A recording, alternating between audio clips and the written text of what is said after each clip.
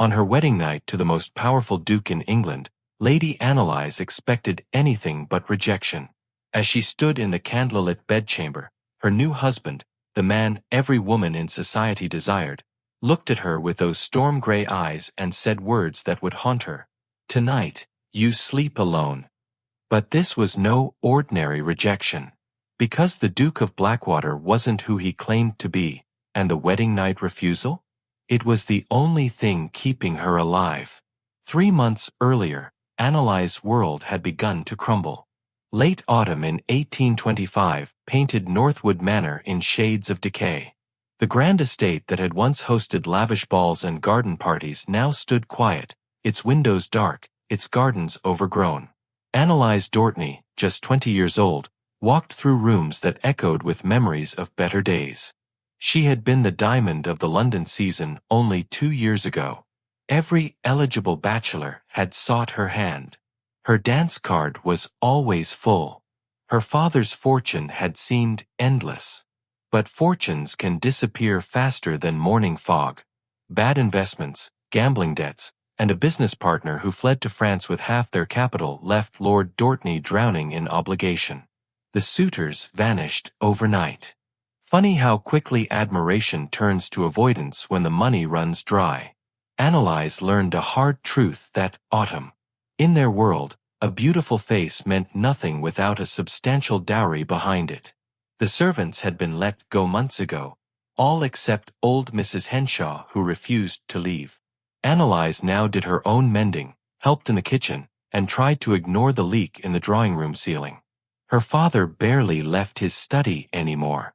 He aged 10 years in 10 months, his face gray, his hands shaking whenever the post arrived. More bills. More threats.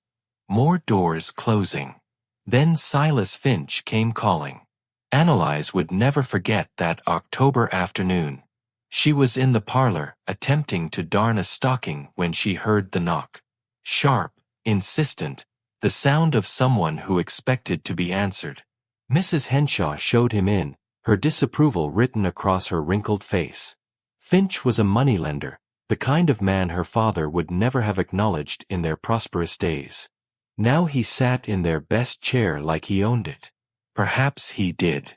He was a thin man with calculating eyes and fingers stained with ink. He spoke with false politeness, the kind that made Anelise's skin crawl. Her father had borrowed heavily from him over the past year. The debts had compounded, interest upon interest, until the sum was staggering. Finch had come to collect, and he had a proposal. "I have a business associate," Finch said, his voice smooth as oil. "A good man, hard-working. He's in need of a wife.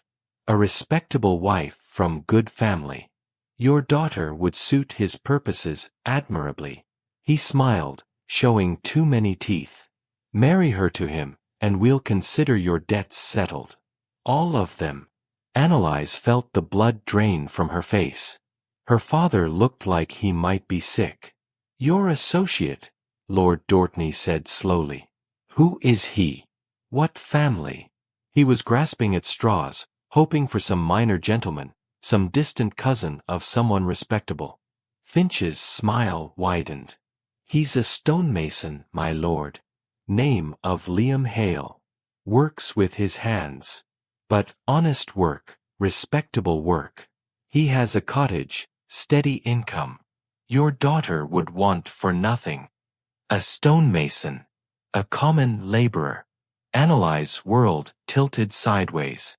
Her father was being asked to marry her, a baron's daughter, to a man who carved rocks for a living. It was unthinkable. It was social suicide. It was the final, absolute proof of how far they had fallen. "This is absurd," Anelise said, her voice shaking. "Father, you cannot seriously consider this." But when she looked at him, she saw the defeat in his eyes. He was considering it. He was actually considering selling his daughter to settle his debts. Finch stood, adjusting his coat. "I'll give you 3 days to decide. After that, I'll be forced to take other measures. The bailiffs are not as patient as I am, my lord." He tipped his hat to Anelise with mock courtesy. "Good day, Lady Anelise. I do hope we'll be seeing more of each other soon." After he left, father and daughter sat in terrible silence. Finally, Lord Dortney spoke, his voice barely a whisper. "Anelise, I'm so sorry. I've failed you. I've failed your mother's memory. I've destroyed everything." Tears ran down his weathered cheeks. "But if we don't accept, they'll take the manor. They'll take everything. I'll end up in debtor's prison, and you'll have nothing. Not even a roof over your head." Anelise felt something crack inside her chest. She thought of her mother, dead these 5 years, who had taught her to be graceful, accomplished, perfect, ready for a brilliant marriage to a worthy gentleman. She thought of the life she was supposed to have, the life that was now impossible. "Will he be cruel?" she asked quietly. "This stonemason, will he hurt me?" Her father looked bewildered. "Finch says he's respectable." "I don't know, Anelise. I don't know anything anymore." 3 days later, Anelise stood in a small parish church wearing a simple dress, no veil, no flowers, no guests except her father and Mrs. Henshaw, who wept quietly in the back pew. The vicar looked uncomfortable performing such an odd ceremony. The groom arrived alone. Anelise's first sight of Liam Hale confused her. She had expected rough, perhaps crude, certainly common. But the man who stood beside her was none of those things entirely. Yes, his hands were calloused and strong. Yes, his clothes were plain, a working man's best. But his bearing was oddly refined. He stood straight, moved with unexpected grace. And his eyes, storm gray, intelligent, watching everything. When he looked at her, she saw something she couldn't name. Not desire, not triumph, not even satisfaction. Something closer to regret. The vows were spoken like death sentences. She stumbled over the words. He said them clearly, firmly, as if making a business contract. When he placed the ring on her finger, simple gold, their hands touched. His were warm, calloused but gentle. The vicar pronounced them man and wife. Liam did not kiss her. He simply nodded, once, and turned toward the door. The journey to his cottage was silent. Anelise sat beside him in a simple cart, her trunk of belongings rattling in the back. She watched the countryside pass, each mile taking her further from everything she had known. Further from hope. She had thought marriage beneath her station would be her greatest shame. She had no idea she had just married the most dangerous man in England. And that rejection she would face on her wedding night? That would be the beginning of everything. The cottage sat at the edge of a small village, surrounded by woods that seemed to press in from all sides. It was sturdy, well built, with a thatched roof and a stone chimney.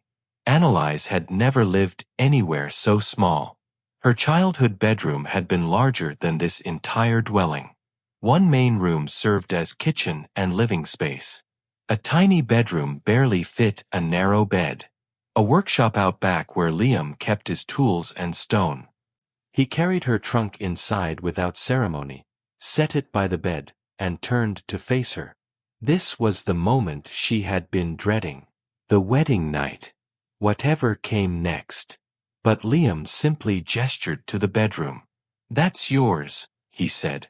"I'll sleep out here." Then he walked outside, leaving her standing alone in the fading light.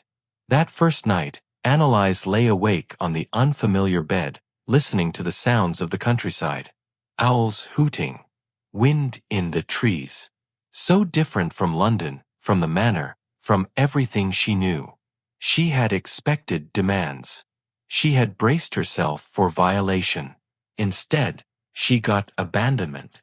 Somehow that felt worse. Even her husband, a common laborer who should have been grateful for a wife so far above his station, didn't want her. The days that followed established a pattern. Liam left before dawn. She would wake to find him already gone. only the faint smell of bread and tea suggesting he had been there at all. He returned after dark, ate whatever simple meal she had managed to prepare, and spoke barely a dozen words before retiring to his bedroll by the fire. He was a ghost in her life. Present but absent. There but not there. Anelise had never done manual labor in her life. At the manor, servants had done everything. Now she struggled with tasks that seemed impossibly difficult. Hauling water from the well left her arms aching. Keeping the fire going required constant attention. Cooking over an open flame was nothing like instructing a cook on menu preferences. She burned soup. She ruined bread. Her hands, once soft and perfect for playing piano, developed blisters and calluses. But Liam never complained. He ate whatever she made without comment. And despite his distance, she began noticing small kindnesses. Wood already split and stacked by the door in the morning.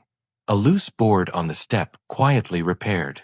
Once, she lost a ribbon, her last pretty thing from her old life. She found it days later, cleaned and pressed, left on the kitchen table. He never mentioned it. She never thanked him. But something shifted slightly between them.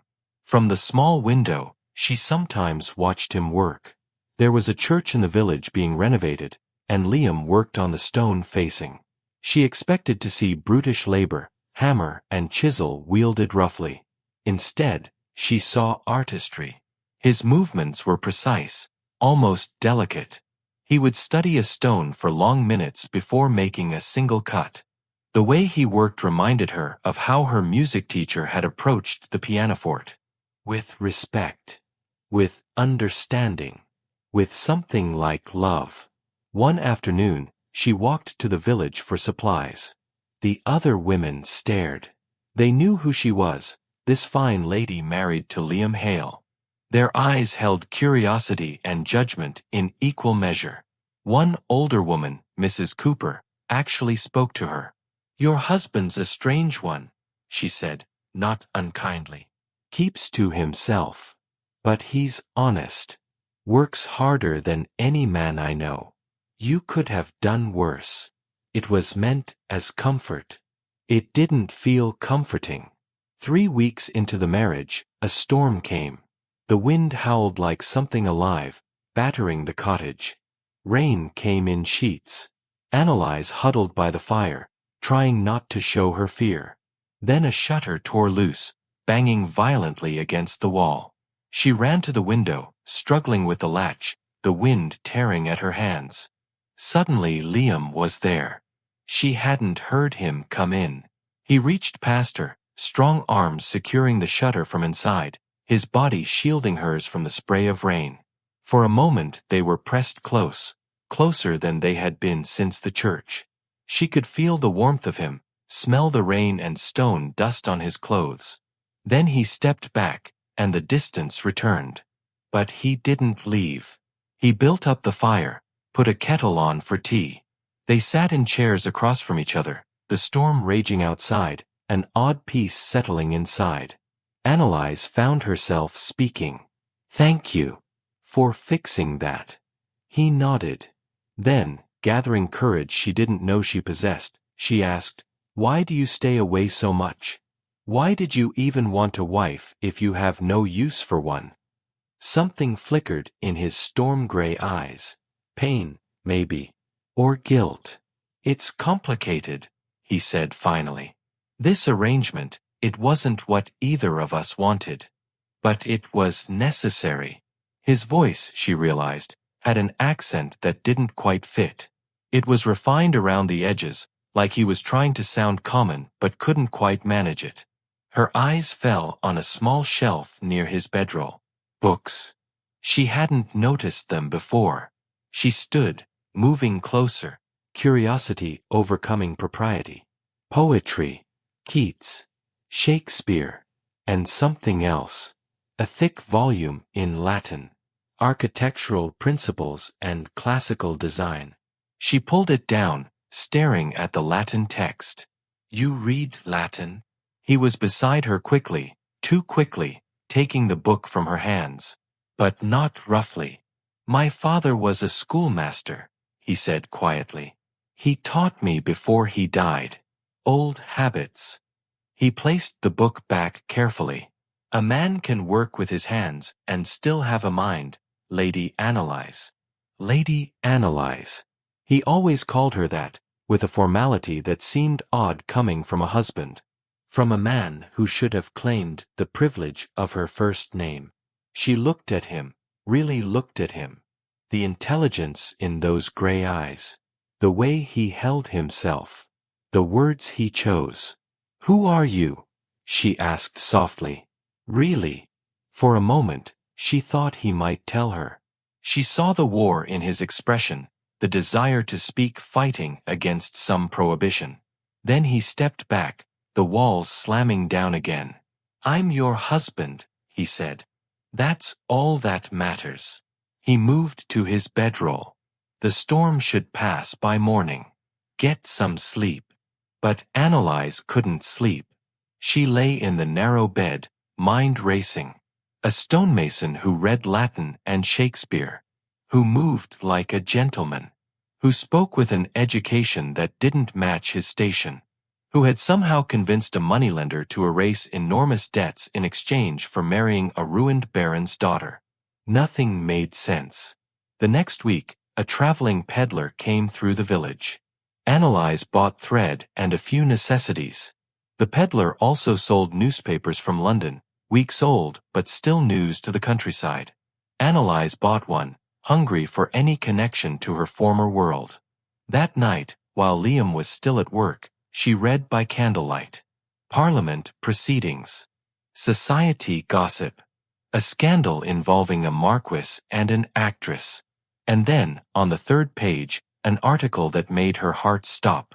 The Duke of Blackwater, Lord Alastair Beaumont, is now presumed dead after his yacht failed to return from a crossing 6 months past. Despite extensive searches, no wreckage or survivors have been found. His cousin, Lord Geoffrey Beaumont, has formally assumed the title and estates. A memorial service was held at St. Paul's Cathedral, attended by the Prince Regent himself. The Duke, aged 30, was unmarried and leaves no direct heirs. He is remembered as one of London's most eligible bachelors and a skilled horseman. 6 months ago. Right around the time Finch started pressing her father's debts. Right around the time Liam Hale appeared in their lives. Anelise's hands shook as she reread the article. The Duke of Blackwater. One of the most powerful nobles in England. Presumed dead. Body never found. She remembered finding Liam's coat muddy a few days ago, planning to clean it. She had checked the pockets first, found a handkerchief, some coins, and something else. A ring. Heavy gold with an elaborate crest. She had looked at it, confused, then put it back, assuming it was some family heirloom from his schoolmaster father. Now she went to where his coat hung. Pulled out the ring with trembling fingers. Held it to the candlelight. The crest showed a bear, snarling, with a spear behind it. And words in Latin around the edge. Fortitudine vincimus. By courage we conquer. She had seen that crest before, in society. It was the Beaumont family crest. The crest of the Dukes of Blackwater. Her husband, the stonemason who read Latin, who moved like nobility, who had appeared from nowhere with enough influence to erase crushing debts, was wearing the signet ring of a duke presumed drowned 6 months ago. Anelise's mind reeled. It was impossible. It was insane. But the pieces were fitting together into a picture that terrified her. If Liam was somehow connected to the Duke, if he had something to do with that disappearance, or if he was, impossible as it seemed, something even more unthinkable.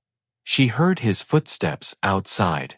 Quickly, she shoved the ring back into the coat pocket, hid the newspaper under her mattress, and tried to compose her face. But when he entered, he stopped immediately. Those sharp gray eyes studied her. "What's wrong?" he asked. "Nothing," she lied. "Just tired." He didn't believe her. She could see that. But he didn't press. He simply nodded and moved to prepare his bedroll. Anelise watched him with new eyes. The way he moved. The vigilance in his posture. The way his eyes constantly scanned, even in the safety of their cottage. That wasn't the caution of a laborer worried about work tomorrow. That was the watchfulness of a man expecting danger. Of someone hunted. Before she could decide whether to confront him, whether to demand truth, danger arrived at their door. 3 days later, in the cold morning light, they had a visitor. Silas Finch rode up on a fine horse, looking pleased with himself. Anelise was drawing water from the well. Liam was in his workshop. The sound of hoofbeats brought them both out. Finch dismounted, smiling that oily smile. "Liam," he called out. "We need to talk." But Liam's entire body had gone rigid. His hands, relaxed a moment before, were now clenched. His face had transformed from the quiet stonemason into something hard and dangerous. "You were not to come here," Liam said, his voice low and deadly. The common accent was completely gone. This was the voice of command, of authority, of someone used to being obeyed. Finch laughed. "Circumstances change, Your Grace." Your Grace. The words hung in the air like a death sentence. Anelise felt the world tilt. Finch turned to her, enjoying the shock on her face. "Has your husband not told you who he really is, Lady Anelise? Allow me to introduce you properly." His smile was cruel now. "This is Alistair Beaumont, Duke of Blackwater. Very much alive, despite what his dear cousin Geoffrey believes. And you, my dear, are actually a duchess. Congratulations." Anelise couldn't breathe. The world had narrowed to those 2 words. Your Grace. She looked at Liam, at this man she had married, this stranger who had shared her home for weeks. He wasn't looking at her. His eyes were locked on Finch with an intensity that made the air feel dangerous. "Get off my property," Liam said. "No, not Liam. Alistair. The Duke of Blackwater. A man who was supposed to be dead. We had an agreement. You stay away. You keep your mouth shut. That was the arrangement." Finch spread his hands in mock innocence. "The arrangement was made under different circumstances, Your Grace. Before I knew that your dear cousin Geoffrey was becoming so very interested in finding proof of your death.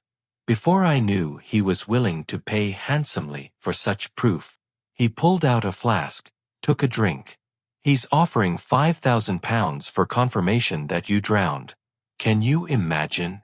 £5,000 just to say yes, the Duke is definitely dead." Anelise watched something deadly flash across Alistair's face. This was not the quiet man who fixed her shutters and left ribbons on tables. This was someone else entirely. Someone capable of violence. "And what did you tell him?" The words came out soft, but they carried threat. "Nothing yet," Finch said quickly.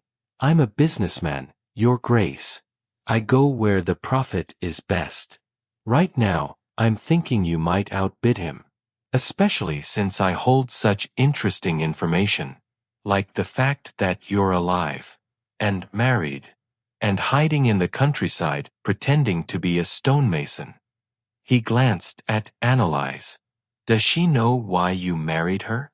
Does she know she was just a convenient disguise?" The words hit Anelise like a physical blow. A disguise. That's what she was. That's all she had ever been. Not a wife. Not even a person. Just camouflage for a duke running from something. Alistair took a step toward Finch. "Name your price and leave." But Finch was enjoying himself too much. "See, that's the interesting part. Geoffrey isn't just looking for proof you're dead.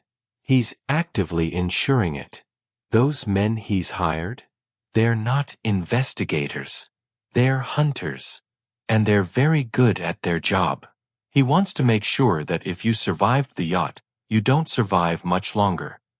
He paused. But I'm thinking, maybe there's a better play here. Maybe you're worth more alive than dead.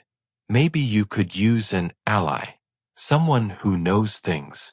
Like the fact that Geoffrey paid Captain Fowler to scuttle your yacht. Like the fact that there's a witness who saw the whole thing. Anelise's mind was reeling. Assassination. This wasn't just about a title or an estate. Someone had tried to murder the man she had married. Had tried to drown him. And now was hunting him to finish the job. She thought of the newspaper article. The memorial service. The Prince Regent in attendance, mourning a man who was standing right in front of her. Who's the witness? Alistair demanded. Finch smiled. First mate named Thomas Paine. Fowler got drunk one night and confessed the whole thing. How Geoffrey paid him to sabotage the yacht during the storm.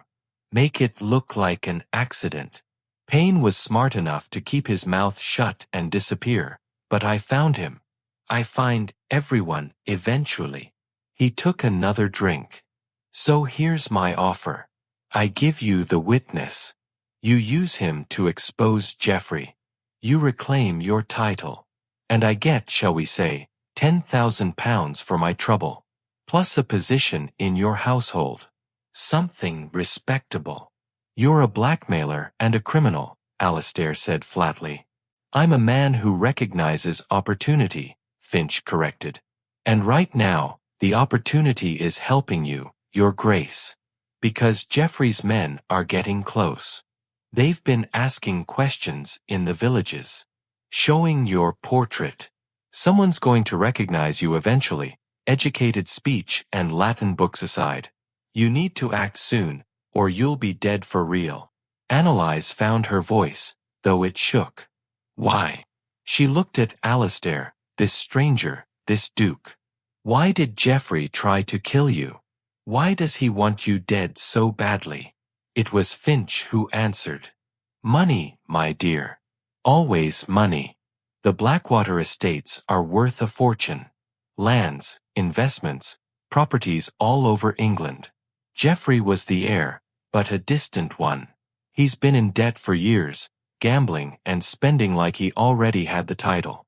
When his creditors started demanding payment, he got desperate. Dead cousin means instant wealth. It's quite simple, really. Alistair's jaw clenched. Get to your point, Finch. What do you want right now? Just checking on my investment, Finch said cheerfully. Making sure you're still alive. Still useful. I'll be in touch about the witness. You might want to start planning your resurrection, Your Grace. Geoffrey's hosting a grand feast at Blackwater Castle in 2 weeks. Celebrating his first year as Duke. All the northern lords will be there. Quite the occasion. Would be even more memorable if the dead Duke showed up, wouldn't it? He mounted his horse. Oh, and Your Grace? You might want to tell your wife the truth. She deserves to know why she's really here. He rode off, leaving silence in his wake. Anelise and Alistair stood in the yard, the morning sun bright and cold. Finally, she turned to face him. Who are you? Her voice cracked. What is your real name? He met her eyes, and she saw exhaustion there. Exhaustion and something like guilt. Alistair Beaumont, he said quietly. Duke of Blackwater. Or I was, until my cousin tried to drown me 6 months ago. And me? What am I? Why did you marry me? The anger was building now, hot and fierce. Was I really just a disguise? Just some convenient prop in whatever game you're playing? He flinched. At first, yes. The honesty was brutal. I needed to disappear. A single man traveling alone draws attention. A married man, settled in a village, working an honest trade? That's invisible. When Finch told me about your father's debts, about you, it seemed like a solution. I could help your family and gain the cover I needed. A solution, she repeated. I was a solution. My father sold me to settle his debts, and you bought me like a horse or a piece of furniture. Just something useful. Tears burned in her eyes, but she refused to let them fall. Did you even consider that I was a person? That I had feelings? That being married to someone who treats you like you're invisible might hurt? I considered it, he said softly. That's why I stayed away. That's why I kept my distance. I thought it would be easier for you if we didn't. He trailed off. This was never supposed to be a real marriage, Anelise. It was supposed to be temporary. A few months until I could gather evidence, until I could prove what Geoffrey did. Then I would reclaim my title, and you would be free. Wealthy, compensated for your trouble, but free. Free, she said bitterly. You mean divorced, disgraced, a woman abandoned by her common husband. That's what you were planning. I was planning to make you a duchess, he said. To give you everything you lost when your father's fortune collapsed. Title, wealth, position, everything you deserved. I didn't deserve to be lied to, she shot back. I didn't deserve to be used. She wrapped her arms around herself. And now? What happens now that Finch knows? What happens when these hunters find us? Before Alistair could answer, Anelise heard it. The sound of horses. Multiple horses, moving fast. Alistair heard it too. His entire body went on alert. Get inside, he said urgently. Now. What? Now, Anelise. She ran for the cottage, but she didn't go inside. She stopped at the door, watching.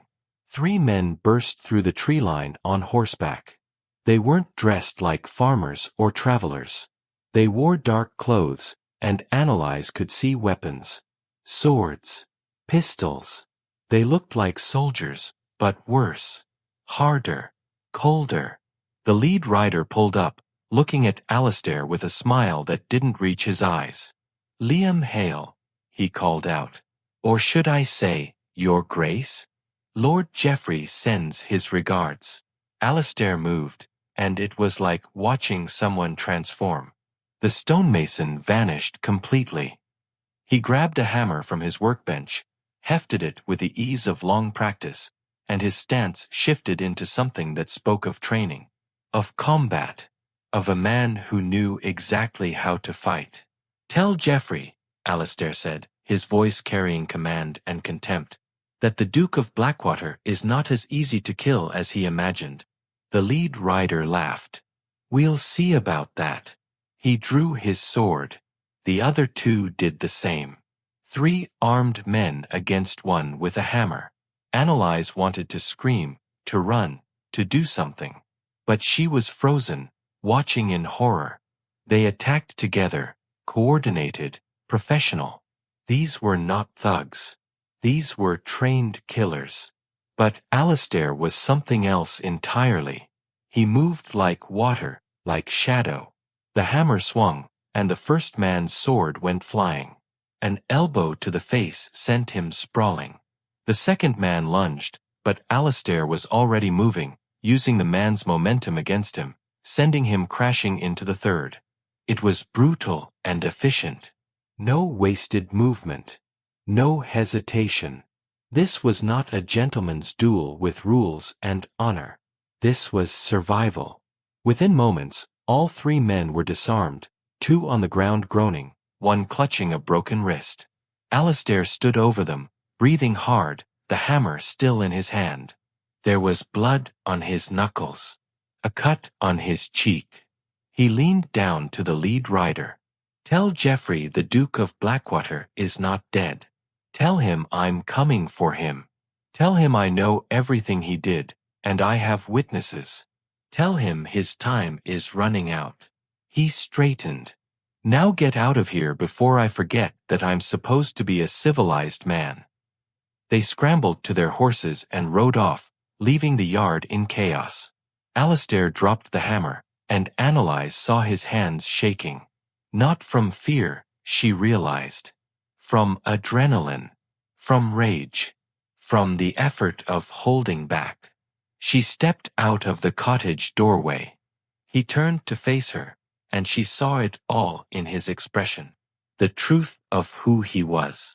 What his life had become. They will be back, he said quietly. More of them. Better prepared. Geoffrey knows I'm alive now. He knows where I am. He looked at the cottage, at this small piece of peace they had built. We can't stay here. It's not safe. Anelise's mind was spinning. Assassins. Attempted murder. A cousin willing to kill for a title. And her, caught in the middle of it all. A prop. A disguise. A solution to someone else's problem. She should have been terrified. She was terrified. But underneath the fear, something else was growing. Anger. Determination. A refusal to be a victim anymore. Where will we go? She asked. Her voice was steadier than she expected. He looked at her, surprise flickering across his face. North. To Northgate Manor. Sir Robert Fairfax is an old friend. One of the few I can trust. We can gather allies there, plan our next move.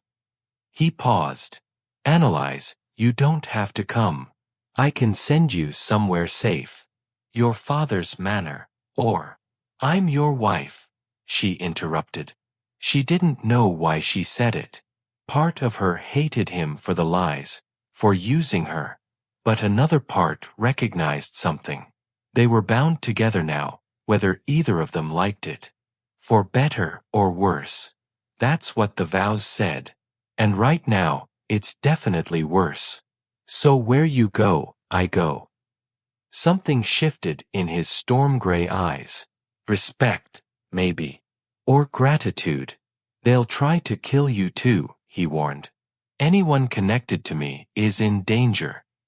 They already tried, she pointed out. Or they would have, if they'd succeeded with you. She straightened her shoulders. Besides, I'm not the useless society girl I was 3 months ago. I can haul water. I can keep a fire going. I can survive. She met his gaze. And I can keep up. For the first time since she'd known him, Alistair smiled. Really smiled. It transformed his face, made him look younger, less burdened. Then we leave within the hour. Pack light. Only what you can carry. We'll be traveling rough. As Anelise moved to gather her few belongings, she heard him mutter behind her, I really didn't want you involved in this. She turned back. He was looking at the cottage, at the blood on the ground, at the evidence of violence in their peaceful yard. I thought I could keep you separate. Keep you safe. You thought wrong, she said simply. Now stop apologizing and tell me what I need to know to stay alive. And so began the next chapter. The chapter where Lady Anelise Dortney stopped being a victim and started being a survivor. Where the Duke of Blackwater stopped running and started fighting back. Where two strangers, bound by lies and circumstance, began the journey that would either save them both or destroy them completely. They left the cottage within the hour, just as Alistair had promised. Anelise wore her simplest dress, sturdy boots that had seen weeks of hard use, and carried a small pack with a change of clothes and her mother's locket. Everything else, the remnants of her old life, stayed behind. Alistair moved with military precision, gathering supplies, weapons she hadn't known he possessed. From beneath the floorboards of his workshop, he pulled out a long bundle wrapped in oilcloth. Inside were 2 swords, a pistol, ammunition, and a purse heavy with gold coins. Not the savings of a stonemason. The emergency funds of a duke. How long have you been planning this? Anelise asked, watching him strap one sword to his belt. Since the day I arrived here, he said. I always knew I might have to run again. I just hoped I'd have more time. He handed her a small knife in a leather sheath. "Keep this on you.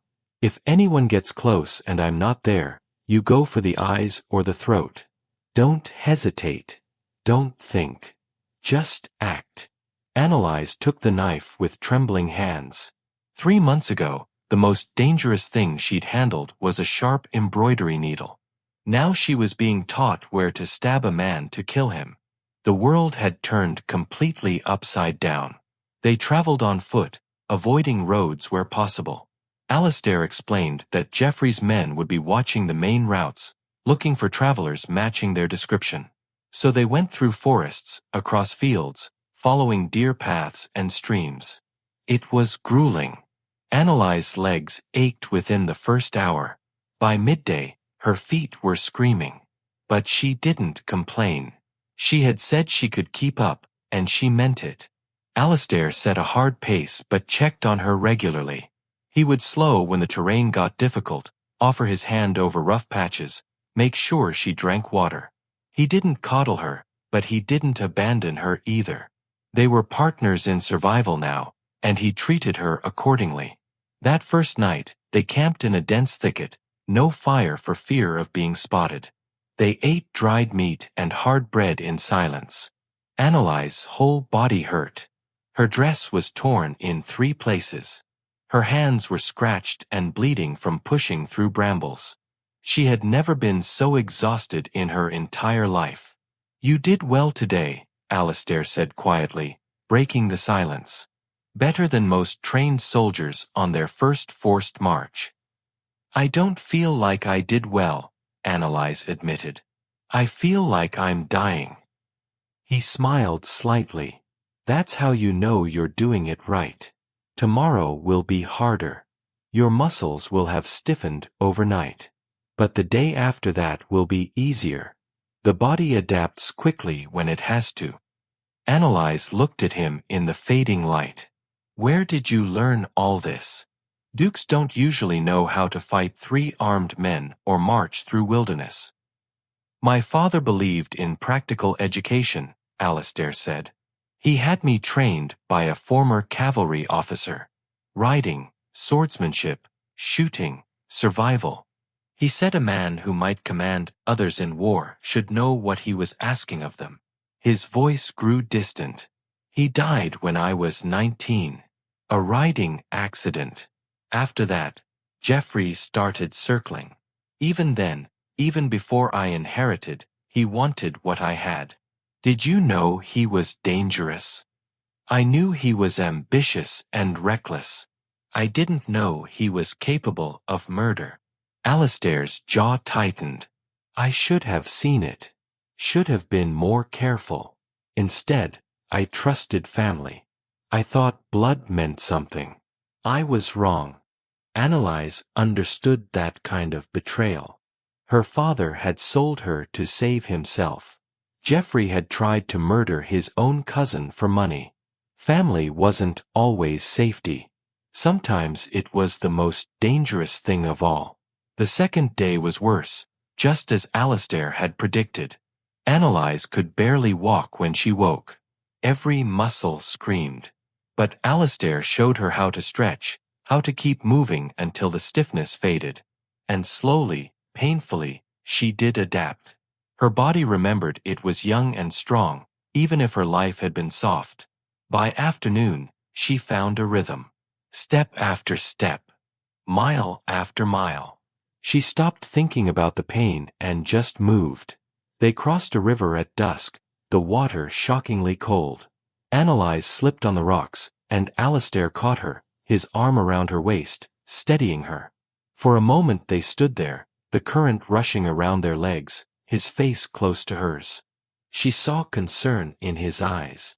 And something else. Something that made her heart beat faster. "Careful," he said softly. "We can't afford an injury." "I'm fine," she said, but she didn't pull away immediately. Neither did he. Then the moment passed, and they finished crossing, both of them suddenly awkward. The third night brought rain. Cold, relentless, autumn rain that soaked through their clothes within minutes. They found shelter under a rocky overhang, barely enough room for both of them. Alistair built a tiny fire in the back, just enough for a little warmth. They huddled close, shivering, water dripping from their hair. "I'm sorry," Alistair said. "This isn't the life you signed up for." Anelise laughed, surprising herself. "I signed up to be the wife of a stonemason. Instead, I'm the wife of a duke, running from assassins, sleeping in caves. I'd say nothing about this is what I signed up for." She looked at him. "But you know what? I'm not sorry. Not really. At the cottage, I was still in a cage. Just a different cage than the manor. Here, right now, freezing and exhausted and terrified? I'm more alive than I've ever been." He studied her face. "You're extraordinary, you know that? Most women of your background would have collapsed the first day. Or demanded I take you back. Or screamed and cried and made everything harder." "I did cry," Anelise admitted. "Yesterday, when you went to scout ahead. I sat down and cried for 10 minutes. Then I stood up and kept walking. Because crying doesn't change anything, does it? We're still being hunted. We still have to keep moving. Tears are a luxury I can't afford right now." Alistair reached out slowly, giving her time to pull away. When she didn't, he brushed a wet strand of hair from her face. "When this is over, when it's safe, you can cry all you want. I'll sit with you. I'll listen. I'll try to make up for dragging you into this nightmare. And if it's not over? If we don't make it? Then at least we tried," he said simply. "At least we fought back. That's more than Geoffrey gave me on that yacht. More than he gave either of us the choice to do." The rain pounded outside their shelter. Anelise was so cold she couldn't stop shaking. Alistair hesitated, then made a decision. He moved closer, wrapping his coat around both of them, pulling her against his chest. His body heat was immediate and blessed. Anelise knew she should protest. They were barely more than strangers. But she was too cold and too tired to care about propriety. "Thank you," she whispered. His arms tightened slightly around her. "Sleep if you can. I'll keep watch. You need sleep too. I'll manage. I've done longer marches with less rest." His voice was gentle. "Besides, someone has to make sure you don't freeze to death. Your father would never forgive me." Anelise closed her eyes, listening to his heartbeat. Steady, strong, alive. "My father sold me for his debts. I'm not sure he gets an opinion anymore." She paused. "But I'd hate to disappoint Mrs. Henshaw. She liked you, you know. Said any man who fixed shutters without being asked was a good man." She felt him laugh quietly. "Mrs. Henshaw was the terrifying one. I was more afraid of her than your father. She was rather protective." Anelise was getting drowsy, the warmth and exhaustion pulling her under. "Alistair." "Yes. I'm still angry at you. For the lies. For using me. I know. You have every right to be. But I understand why you did it. And I don't hate you." She let out a long breath. "I thought I would. I thought when I found out the truth, I would hate you. But I don't." His hand moved to her hair, stroking it gently. "Sleep, Anelise. We have a long way to go tomorrow." She slept, and for the first time since leaving the cottage, she felt safe. It made no sense. They were being hunted, sleeping in a cave, cold and wet and in constant danger.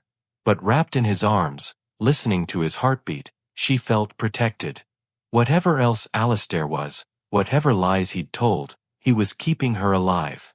And somewhere along this brutal journey, she'd started to trust him. The fourth day dawned clear and cold. They made better time, the terrain becoming more open. Alistair taught her as they walked. How to read the sun for direction. how to identify which plants were edible, how to move quietly, how to watch for signs of other travelers. He was patient, and Anelise discovered she was a quick learner when her life depended on it. "You're stronger than you think, Anelise," he said as they climbed a steep hill. "Most people never find out what they're capable of. They live safe, comfortable lives and never need to know. You could have been one of them. Should have been. Instead, you're here, keeping pace with me, learning to survive. That takes courage. I don't feel courageous. I feel terrified most of the time." "That's what courage is," he said. "Being terrified and doing it anyway. Bravery isn't the absence of fear. It's moving forward despite the fear." He reached the top of the hill and offered her his hand. She took it, and he pulled her up beside him. The view took her breath away. They could see for miles. Rolling hills, forests turning autumn colors, and in the distance, mountains. The landscape was wild and beautiful and utterly unlike anything she'd seen from a drawing room window. "It's magnificent," she breathed. "This is the north," Alistair said. "Harder land. Harder people. But honest.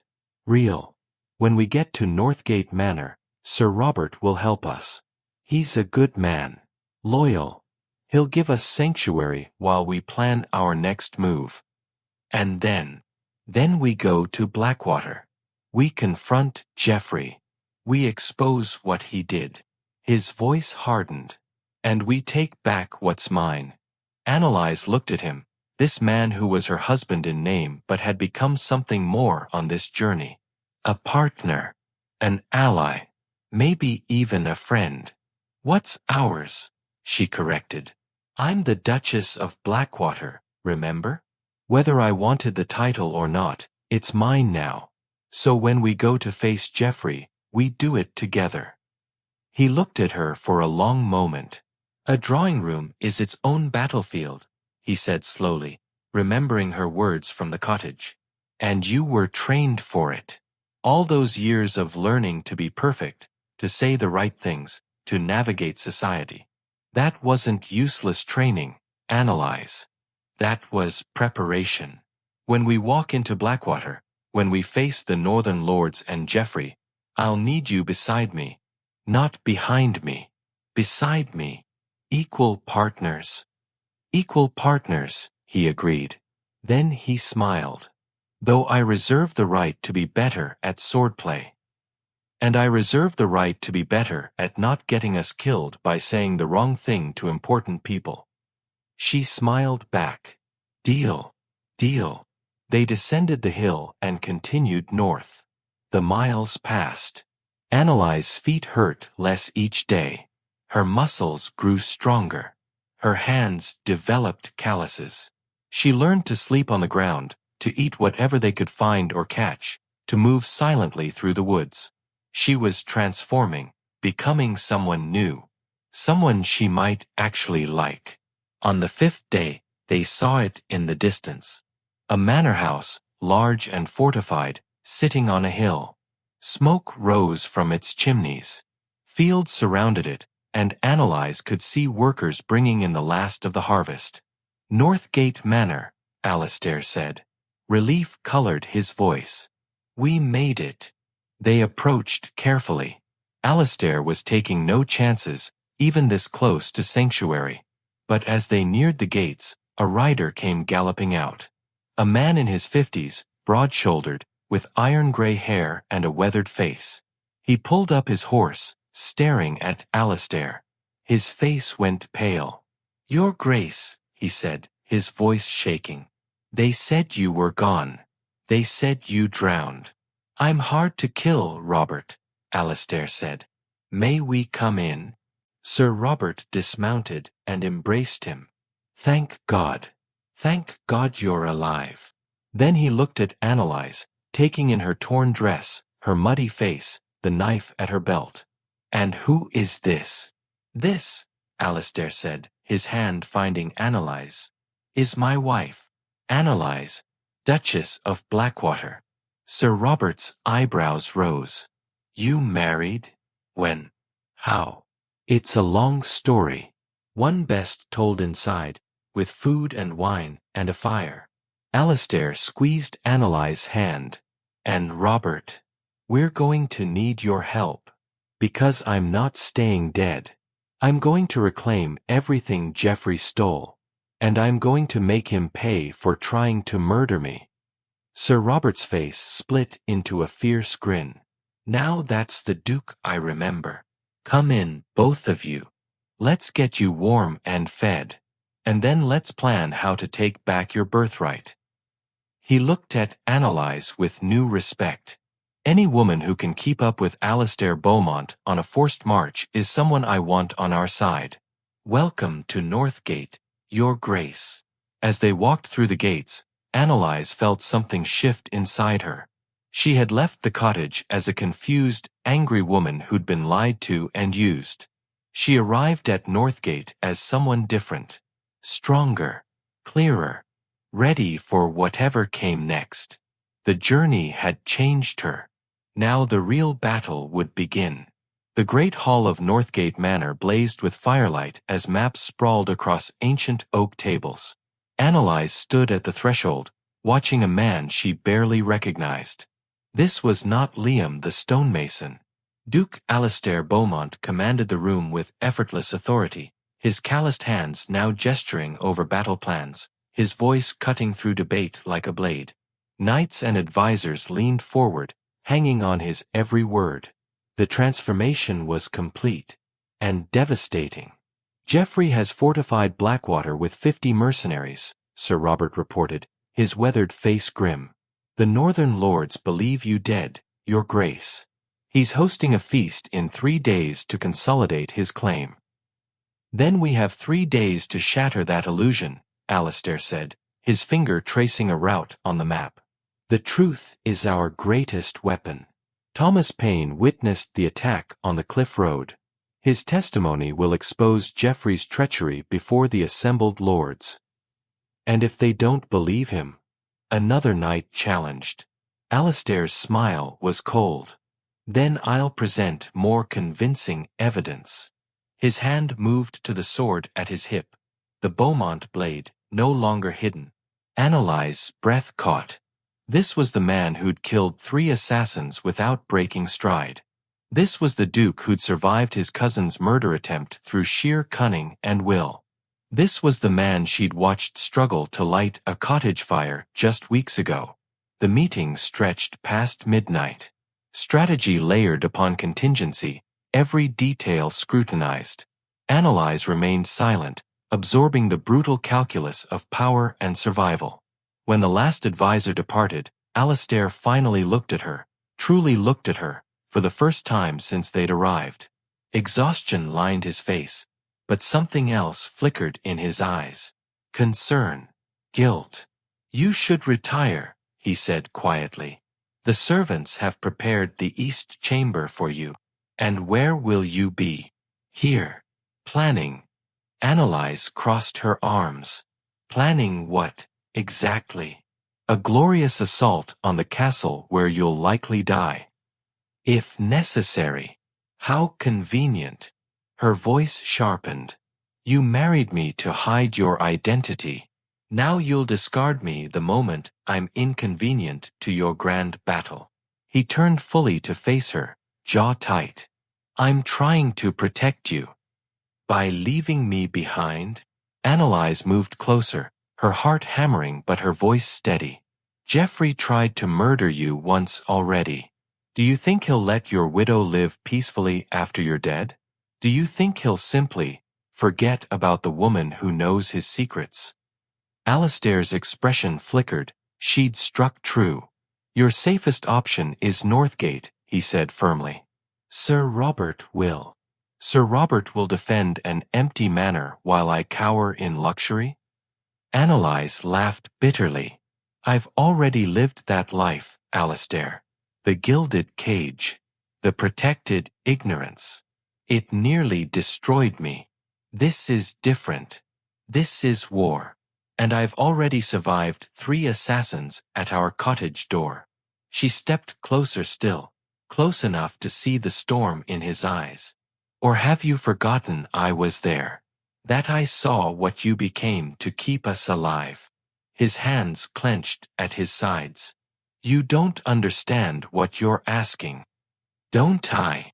Anelise's voice dropped, intimate and fierce.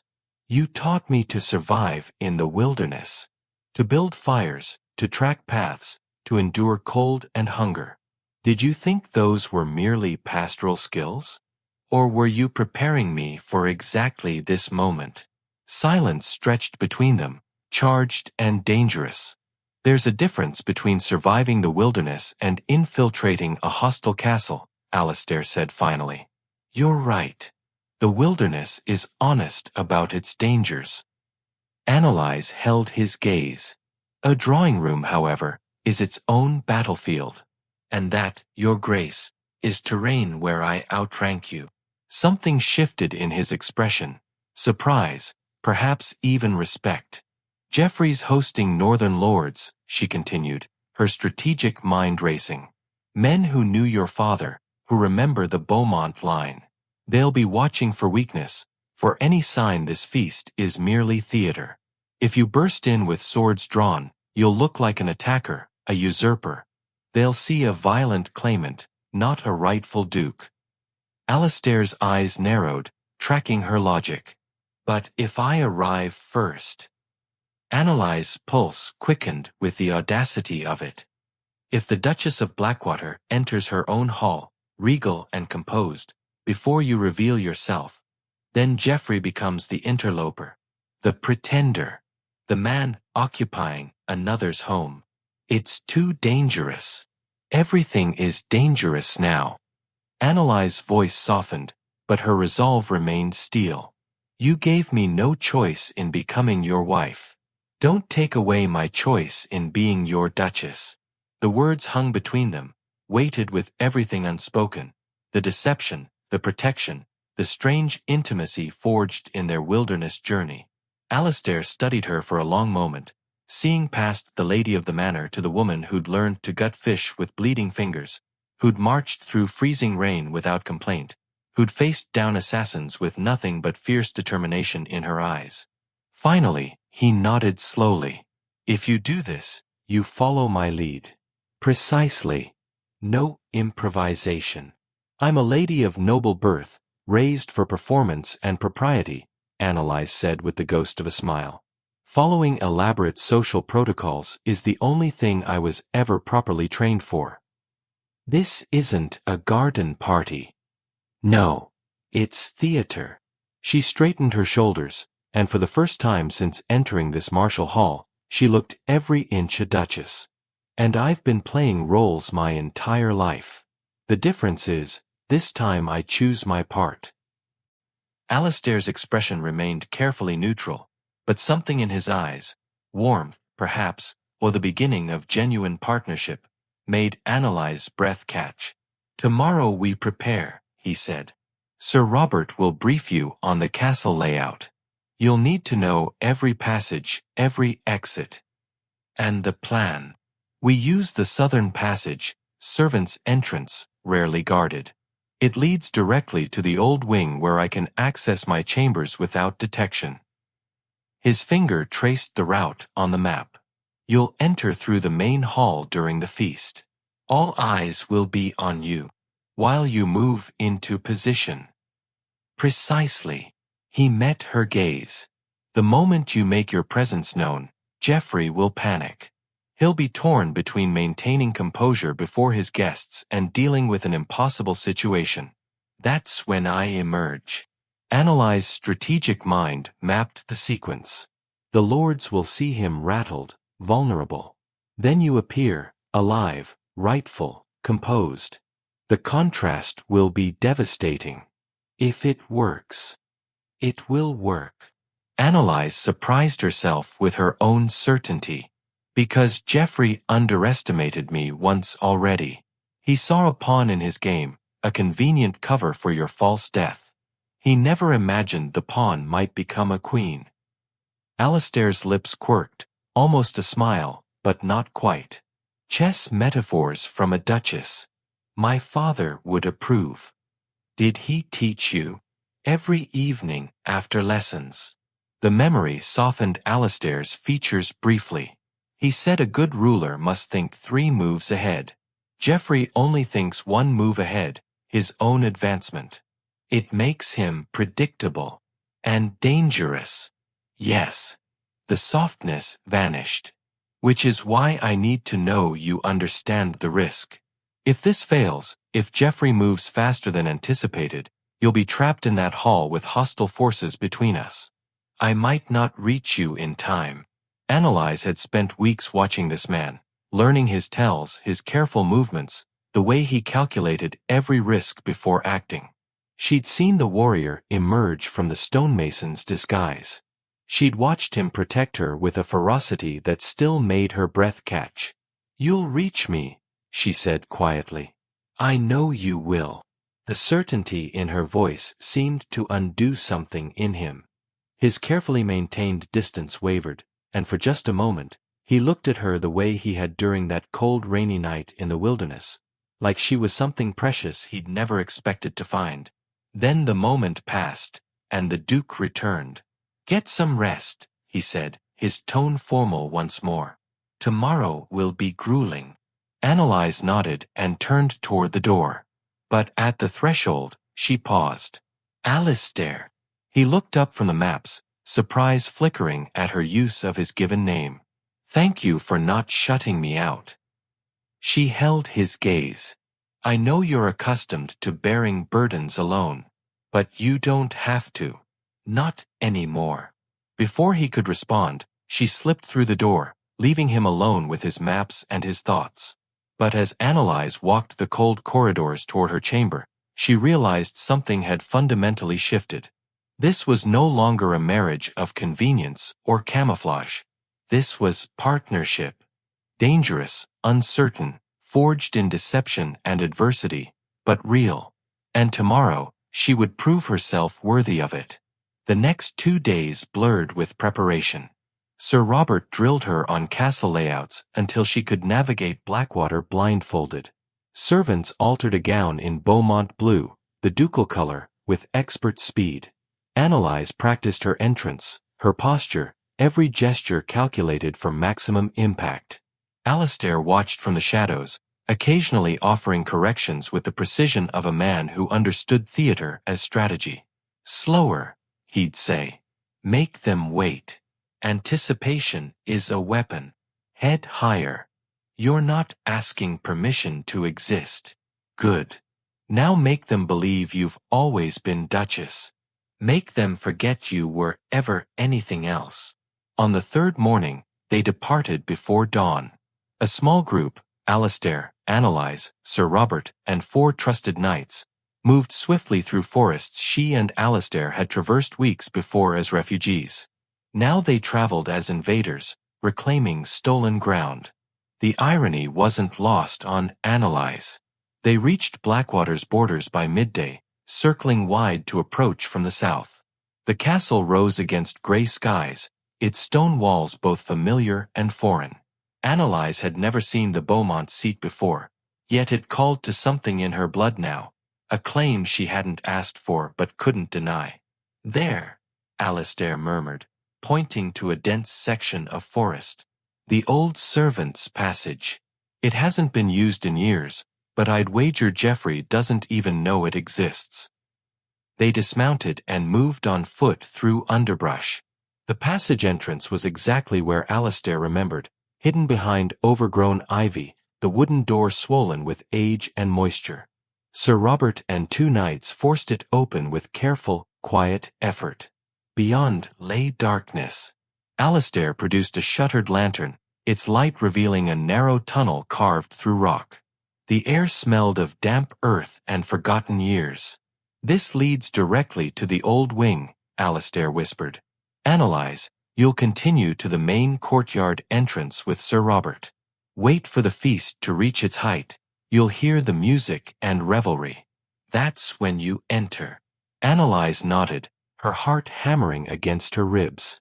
Alistair's hand found hers in the darkness, his grip firm and warm. Remember, slow, regal, unshakable. You are the Duchess. You belong there. Geoffrey is the intruder. I know. And if anything goes wrong, it won't. His thumb brushed across her knuckles, a gesture so tender it nearly undid her composure. You're certain about this? Anelise met his eyes in the dim lantern light. I've never been more certain of anything. For a heartbeat, she thought he might kiss her. The tension between them pulled taut, charged with everything they'd survived together, everything they hadn't yet said. Instead, he released her hand and turned toward the tunnel's depths. Tonight, then, he said quietly, we take back what's ours. Then he vanished into the darkness, 3 knights following like shadows. Sir Robert touched Anelise's shoulder. Come, your grace. We have a grand entrance to prepare. Anelise nodded, but her eyes remained fixed on the tunnel where Alistair had disappeared. Every eye in the hall was about to turn to her. But only one pair of eyes truly mattered. And she intended to make him proud. The great hall of Blackwater Castle blazed with light and laughter. Anelise stood in the shadowed corridor beyond the massive oak doors, her heart hammering against her ribs. Through the gaps, she glimpsed the scene within. Hundreds of candles, long tables laden with roasted meats and wine, northern lords in their finest velvets gathered to celebrate.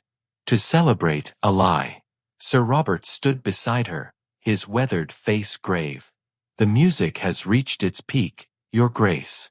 The wine flows freely. They're distracted. Anelise smoothed the Beaumont blue gown one final time. The fabric whispered against her skin, rich and heavy. A duchess's gown. Her gown now, though she'd never imagined wearing it. Around her throat hung the Beaumont pearls, an heirloom Sir Robert had produced that morning with solemn ceremony. These belonged to the late Duchess, he'd said. They're yours now. The weight of them felt like a claim. Like destiny. Alistair is in position, she asked, her voice steadier than she felt. In his chambers, with clear sight of the hall through the gallery passage. The moment you enter, he'll know. Sir Robert's eyes held fierce pride. You can still withdraw, my lady. This plan is dangerous. Everything is dangerous now. Anelise squared her shoulders. And I'm done being protected from my own life. Through the doors, she heard Geoffrey's voice rise above the din. Smooth, confident, playing the gracious host. The false duke, holding court in another man's hall. Her fury crystallized into something cold and sharp. Open the doors, she commanded. Sir Robert hesitated only a heartbeat, then nodded to the guards. Men loyal to the true Beaumont line, positioned specifically for this moment. The massive doors swung inward. Conversations didn't cease immediately. The hall was too large, too raucous with wine and celebration. But silence spread like ripples in water, starting with those nearest the entrance, then cascading through the crowd as heads turned, as nobles nudged their neighbors, as the impossible sight registered.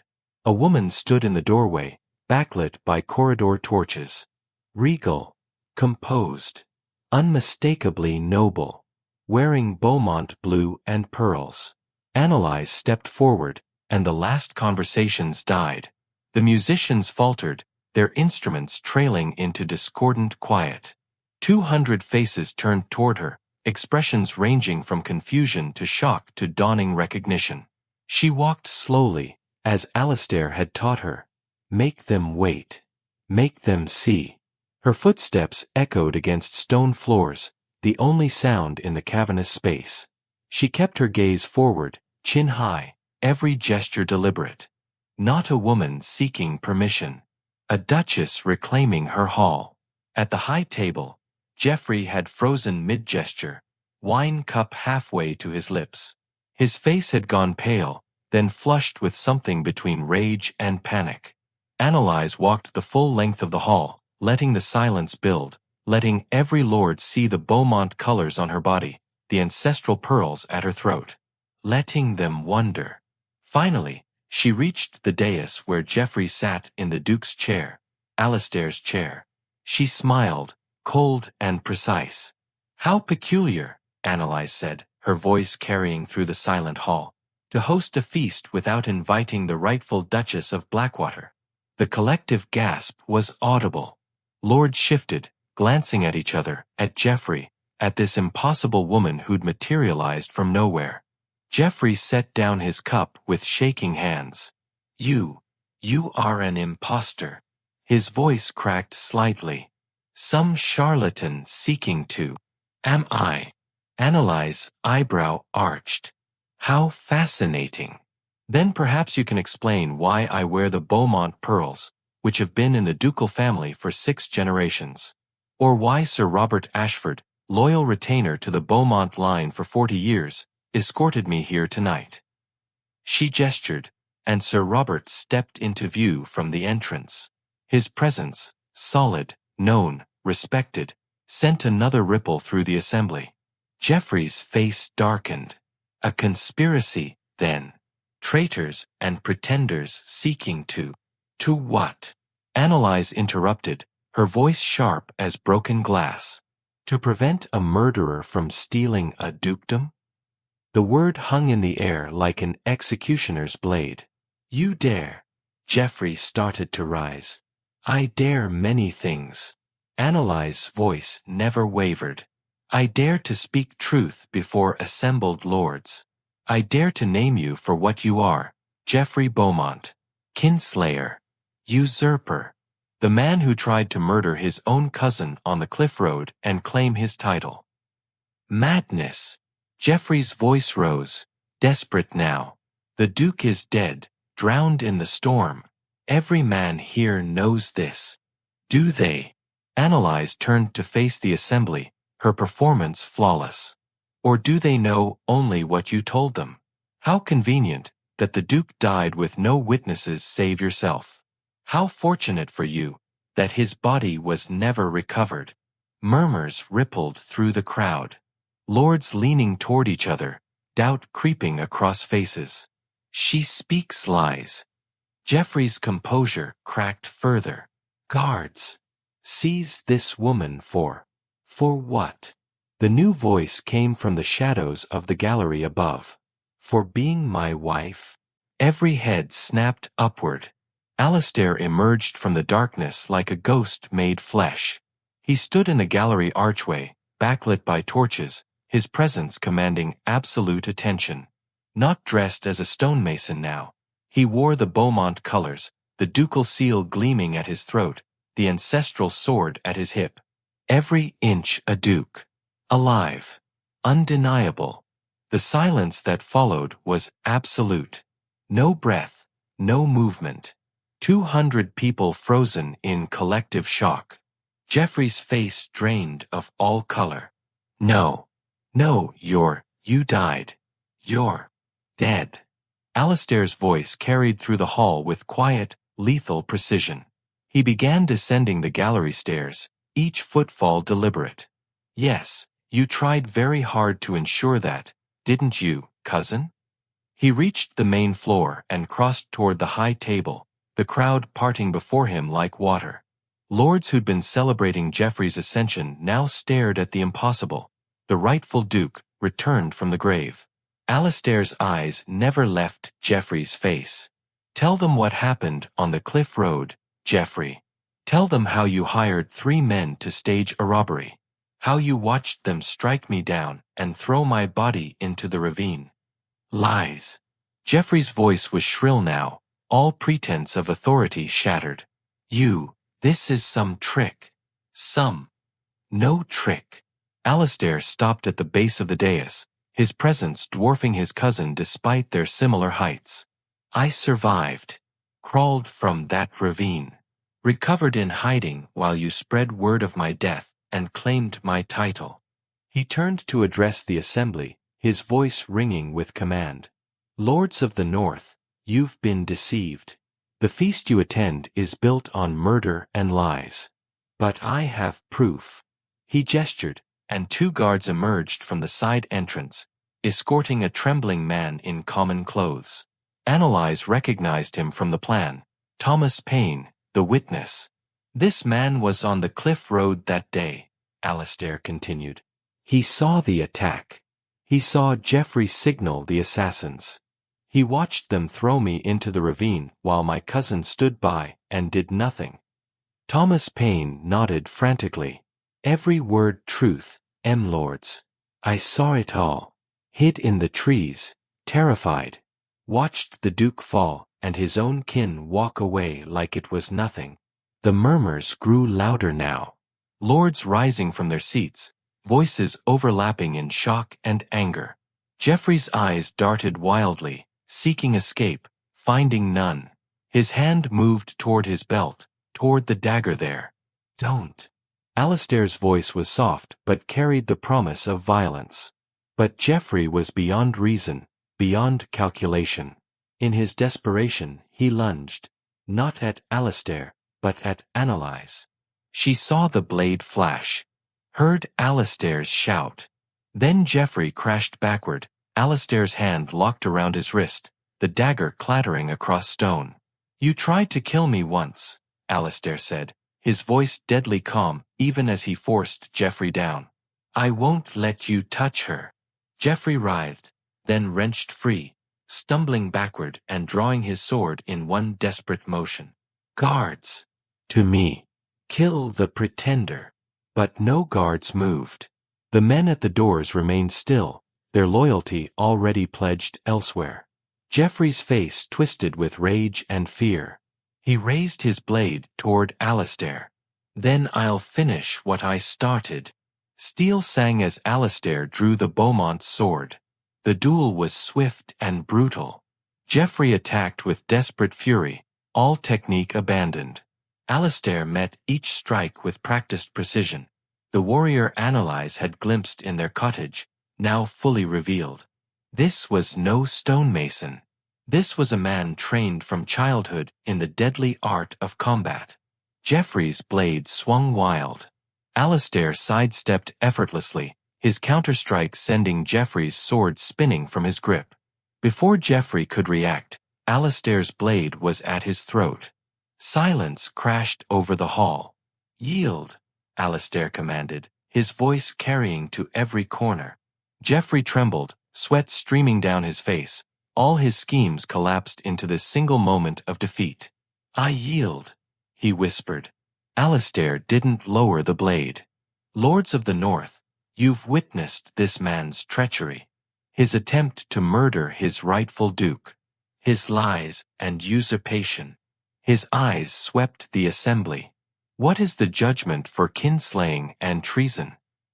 Death, came the unified response. The northern lords stood now, their verdict absolute. But Alastair stepped back, lowering his sword. Then let it be recorded that Geoffrey Beaumont attempted murder and fraud. Let him be seized and tried properly before the king's justice. I'll not stain this hall with his blood tonight. He nodded to Sir Robert, who moved forward with guards to take Geoffrey into custody. As they dragged the broken man away, Geoffrey's eyes found Anelise. You, he spat. You were supposed to be nothing. A convenient pawn. Anelise met his gaze without flinching. Perhaps you should have paid more attention to pawns, Geoffrey.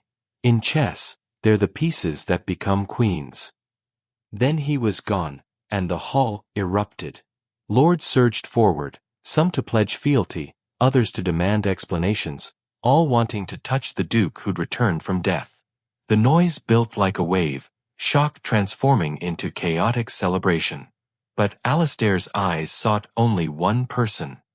He crossed to where Anelise stood, still on the dais, still regal despite the violence that had just unfolded.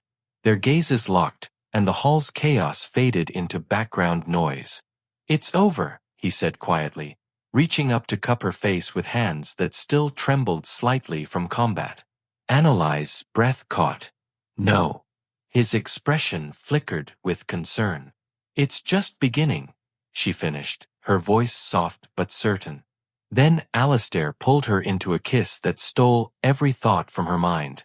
This kiss was nothing like their wedding, No hesitation, no careful distance. This was fire and relief and everything they'd survived together pouring into a single moment. His hands tangled in her hair, heedless of propriety. Her fingers clutched his shoulders, holding on like he might vanish again. The hall erupted in deafening approval. When they finally broke apart, breathless, Alistair's forehead rested against hers. "My fierce Duchess," he murmured. "You were magnificent." Anelise's laugh was shaky but genuine. "I had an excellent teacher in strategy. And I had an unexpected partner in courage." The moment stretched between them, intimate despite hundreds of witnesses. Then Sir Robert's voice cut through, formal and commanding. "My lords, the Duke of Blackwater has returned. Long may he reign." The hall took up the cry, voices joining in traditional allegiance. But Anelise barely heard them. Because in Alistair's eyes, she saw something that made her heart stop and restart. Not gratitude. Not relief. Recognition. Partnership. The beginning of something neither had expected, but both desperately wanted. But the real revelation was yet to come. The hall's thunderous approval washed over them like a wave, but Anelise barely heard it. All she could feel was Alistair's hands still cradling her face, his breath warm against her lips, his eyes holding hers with an intensity that made the world narrow to just the two of them. "Your Grace." Sir Robert's voice broke through again, this time closer. "The lords await your address." Alistair released her slowly, reluctantly, his fingers trailing across her jaw before falling away. He turned to face the assembly, his hand finding hers and holding firm. "United. Equal. Together. Lords of the North." Alistair's voice rang clear and strong. "You've witnessed tonight a truth I kept hidden for survival. But there's another truth you must know." He raised their joined hands. "This woman, Anelise Hartley, now Anelise Beaumont, is not merely a political convenience. She is my wife in truth. My Duchess. And she has earned that title through courage that surpasses any I've witnessed." The lords murmured approval, but Anelise felt heat rise to her cheeks. This public declaration, this acknowledgement, it was more than she'd ever expected from their arrangement. "She faced assassins at my side," Alistair continued. "Survived wilderness that would break most men. Walked into this hostile hall knowing she might die, because she refused to let me face this battle alone." His thumb brushed across her knuckles. "I am Duke by birth, but she is Duchess by her own fierce merit." The applause thundered again, but Anelise's vision blurred with sudden tears. In a world that had valued her only as property to be sold, as camouflage to be used, here stood a man who saw her, truly saw her. Sir Robert approached bearing a velvet cushion, and on it rested a circlet of silver worked with sapphires, the Duchess's coronet. Anelise's breath caught. "This belonged to my mother," Alistair said softly, lifting the coronet. "She was the finest woman I ever knew. Strong, compassionate, fierce when necessary." He met Anelise's eyes. "She would have liked you very much." Before Anelise could respond, he placed the coronet upon her head with gentle precision. The weight settled, not heavy, but present. A crown. Her crown. Then Alistair did something that sent gasps rippling through the assembly. He dropped to one knee before her. "Your Grace," he said formally, but his eyes held warmth that made her heart race. "I pledge you my loyalty, my protection, and my partnership. From this day until my last." For a heartbeat, Anelise couldn't breathe. Then she understood. He was giving her what their wedding had lacked. Choice. Public acknowledgement. True partnership offered freely, not forced by circumstance. "Rise, Your Grace," she said softly, her voice steady despite the emotion threatening to overwhelm her. "I accept your pledge, and offer mine in return. Loyalty, courage, and truth. Always." He stood, And this time when he kissed her, it was tender. A promise rather than passion. Behind them, the northern lords began to kneel. First one, then another, then the entire assembly sinking down in waves of fealty. Long live the Duke of Blackwater! Long live the Duchess! Anelise, who'd been sold to pay her father's debts mere months ago, now stood crowned before kneeling lords. The girl who'd thought her life ruined by marriage to a stonemason now commanded the allegiance of the North's most powerful men. The transformation was complete. But as the celebration continued, as wine flowed and music resumed, Anelise's mind returned to a moment that had haunted her for weeks. Their wedding night. The feast gradually wound down as midnight approached. Lords found chambers prepared for them.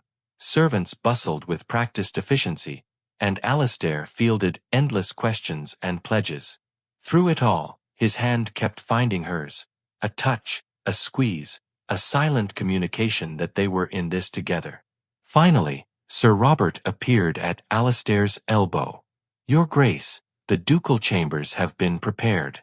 For both of you." His weathered face held the ghost of a knowing smile.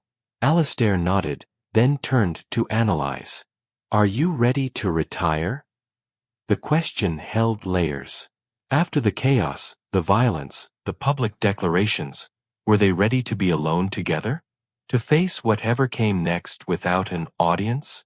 "Yes," Anelise said simply. They walked through corridors she'd memorized from Sir Robert's briefings, but now she saw them properly. Her home, not a battlefield. Portraits of Beaumont ancestors lined the walls, faces stern and noble. Soon her own portrait would hang here too. The ducal chambers were magnificent, a vast suite overlooking the northern forests, with a bed large enough to lose herself in and a fireplace that blazed with welcoming warmth. Servants had laid out nightclothes and wine, then vanished with discreet efficiency. The door closed behind them. Suddenly, the enormity of everything crashed over Anelise. The danger, the performance, the coronation, it had all felt like a dream, a play she was acting in. But this was real. The coronet on her head was real. The man standing across the room, carefully unfastening his sword belt, was real. Her husband. Her Duke. The man she'd thought she knew, then hadn't known at all, and was only now beginning to truly understand. "You were incredible tonight," Alastair said, setting his sword aside. "The way you commanded that hall. Anelise, you were born for this." "I was terrified," she admitted. "I know. I could see it in the set of your shoulders, the slight tremor in your hands." He crossed toward her. "But you did it anyway. That's what courage is, not the absence of fear, but action despite it." He reached up carefully, gently removing the coronet from her head and setting it on the dresser with reverent care. His fingers brushed through her hair, releasing pins, letting dark waves cascade over her shoulders. The intimacy of the gesture stole her breath. "There's something I need to tell you," Anelise said suddenly. "Something I need to understand." Alastair's hands stilled. "What is it?" She met his eyes, gathering her courage. "Our wedding night. At the cottage. You sent me to bed alone. You barely looked at me. I thought." Her voice wavered. "I thought you found me lacking. Undesirable. That even a marriage born of necessity didn't warrant. That you couldn't even pretend to want me." Pain flashed across Alastair's face. "God. Anelise. No. That's not." He stepped back, running a hand through his hair in frustration. "That's not what happened at all." "Then explain it to me." She moved closer, needing to understand. "Because that rejection has haunted me. Made me feel like I was so far beneath you that even touch was too much to ask." Alastair closed his eyes briefly, then opened them with visible effort. "You want the truth? The whole truth? Always?" He took a breath, and when he spoke, his voice was raw with emotion. "That night, you stood before me in borrowed nightclothes, trembling with fear and exhaustion. You'd been sold to pay debts, married to a stranger you believed was a common laborer, dragged to a cottage in the wilderness. Everything you'd known was stripped away. Anelise remembered the humiliation, the terror, the bone-deep exhaustion. And I looked at you, Alistair continued, his voice dropping lower. And I wanted you so badly I could barely breathe. You were beautiful and brave and utterly lost. And I was lying to you about everything. My name, my title, my reasons for marrying you. I was using you as camouflage while assassins hunted me. His hands clenched at his sides. If I'd touched you that night, if I'd claimed the rights a husband expects, it would have been another violation. Another thing taken from you without your choice. And I couldn't do that. I couldn't take and take while giving you nothing but lies. Anelise's heart hammered against her ribs. So you sent me away. I sent you away because I was trying to be honorable in a dishonorable situation. His laugh was bitter. I thought if I kept distance, kept things purely practical, I could protect you from the worst of this. Protect you from my enemies. Protect you from myself. From yourself. From falling in love with you. The words dropped like stones into still water, which I was already doing, even then. Even that first night, watching you try so hard to be brave. It terrified me. Anelise's breath stopped. Emotional attachment creates vulnerability, Alistair continued, his voice rough. If my enemies knew I cared for you, truly cared, you'd become a target. The best way to protect you was to keep you at arm's length. Make it seem like our marriage was purely transactional. Let you believe I didn't want you. He met her eyes, and the naked emotion there made her knees weak. But God, Anelise, I wanted you. Every moment. Every day in that cottage, watching you struggle and adapt and refuse to break. Every night lying awake on the floor, knowing you were just steps away. The wilderness journey when you fell asleep against me, and I thought my heart would stop from the perfection of it. Tears spilled down Anelise's cheeks. You never said. Because saying it would make it real. Would make you something precious I had to protect at all costs. Would turn you from a convenient arrangement into the most important thing in my world. His voice cracked.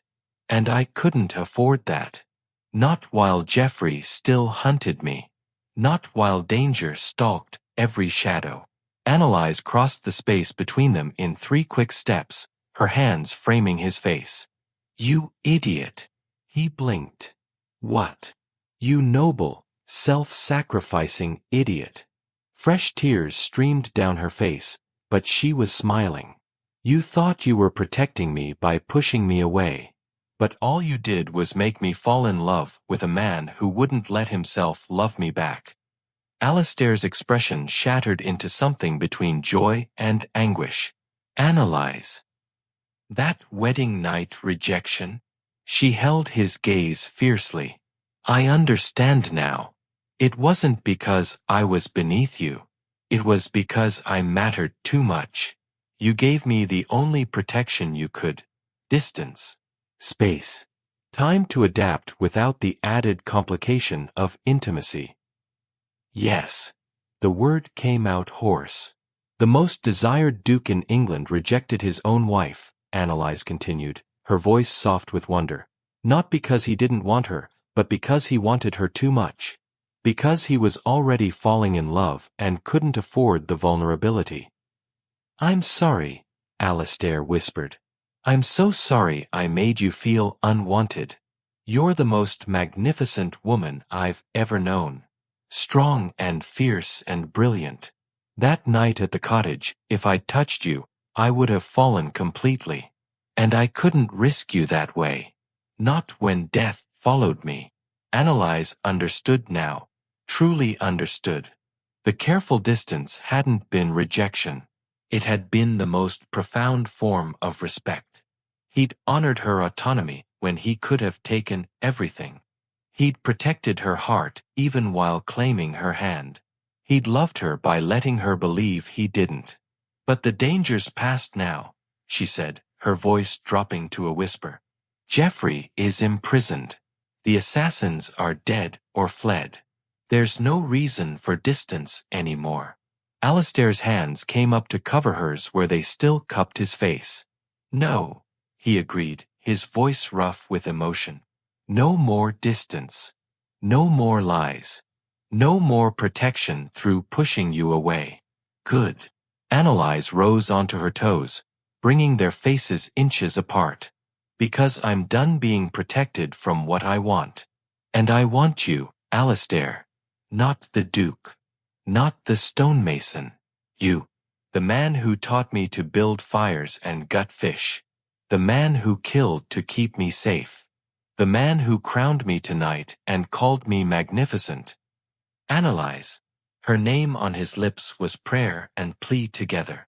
This is our real wedding night, she whispered against his mouth. No lies. No fear. Just us. Finally us. When their lips met, it was nothing like the cottage. Nothing like the public kisses in the hall. This was coming home. Alistair's hands slid into her hair, cradling her head like she was something infinitely precious. Anelise's fingers clutched his shoulders, holding on as the kiss deepened, as months of denial and distance and desperate wanting poured between them. When they finally broke apart, both breathing hard, Alistair rested his forehead against hers. I love you, he said simply. I've loved you since you marched into that cottage and refused to let poverty break your spirit. I've loved you through every day of lies and distance. And I'll love you for every day we have left. I love you too, Anelise whispered. My Duke. My partner. My choice. The fire crackled. Outside, Blackwater Castle settled into peaceful night, no longer under siege, no longer a battlefield. Just home. And in the ducal chambers, the Duke and Duchess of Blackwater finally claimed the wedding night they should have had. Not born of necessity or camouflage or desperate survival, but of love freely given and joyfully received. 3 months later. Sunlight streamed through the library windows of Blackwater Castle, warming the polished floors and illuminating countless books lining the walls. Anelise sat at the reading table, correspondence spread before her, requests from northern lords, invitations to court, her own careful administration of ducal estates. She'd discovered a talent for governance. What her father had seen as useless feminine accomplishment, careful attention to detail, understanding of social dynamics, ability to read what people truly meant beneath polite words, translated remarkably well to managing a dukedom. The door opened, and Alistair entered carrying a stack of leather-bound volumes. Stone dust still clung to his sleeves. Anelise smiled. Have you been in the quarry again? The new wing needs foundation work. I wanted to supervise the measurements personally. He set the books down and crossed to her, pressing a kiss to her temple. Old habits. The Duke of Blackwater, covered in stone dust like a common laborer, Anelise teased. The Duke of Blackwater who remembers what real work feels like, he corrected, his hands resting on her shoulders. I'll never forget those months, Anelise. They taught me more about strength and survival than all my years of privilege. She reached up to cover his hand with hers. Do you ever regret it? Marrying me to survive. Alistair circled the chair to face her, his expression serious. Do you know what I regret? What? That I didn't trust you with the truth sooner. That I let you believe you were merely convenient when you were already becoming essential. He knelt before her chair, bringing them eye to eye. But regret marrying you? Never. That was the only good decision in the entire ordeal. Anelise's throat tightened with emotion, even though it started as camouflage. Especially because it started that way. His thumb brushed her cheek. Because it means I chose you before I knew you. And then I fell in love with exactly who you are. Fierce, brilliant, unbreakable. You were never camouflage, Anelise. You were always the prize I didn't deserve. She leaned forward, kissing him softly. We deserved each other. Two people thrown into impossible circumstances who found something real. Outside, Blackwater thrived under their joint governance. The northern lords respected their duke who'd survived assassination and their duchess who'd walked into hostile halls without flinching. The estate flourished. The people prospered. And in quiet moments like this, in sunlit libraries with stone dust on ducal sleeves, Anelise and Alistair remembered what they'd learned in that small cottage, that love forged in adversity's fires burned brighter than any born in comfort. She'd thought marriage to a stonemason would ruin her life. Instead, it had given her everything she never knew she needed. A partnership built on truth. Love earned through struggle. And the freedom to be exactly who she was meant to become. Not a lady trapped in gilded cages, but a duchess who'd chosen her throne and the man who shared it. Come to bed, Alistair murmured against her hair. Your correspondence can wait until morning. Anelise smiled, setting down her pen. Will you read to me? Latin poetry like you did in the cottage. Always. He pulled her to her feet, his arms circling her waist. Though I should warn you, my Latin has gotten rusty. I've been too busy kissing my wife to practice proper conjugation. Her laugh echoed through the library, warm and genuine and utterly free. Outside, night fell over Blackwater Castle. But inside, in chambers that had witnessed deception and danger and desperate gambles, the Duke and Duchess of Blackwater built their future. One truth, one choice, one fierce love at a time. If you loved this story of secrets, survival, and unexpected love, please like this video, subscribe for more historical romance tales, and comment below. What surprised you most? The Duke's true identity, the wedding night revelation, or Anelise's transformation into a fierce duchess? Let me know what you'd like to hear next.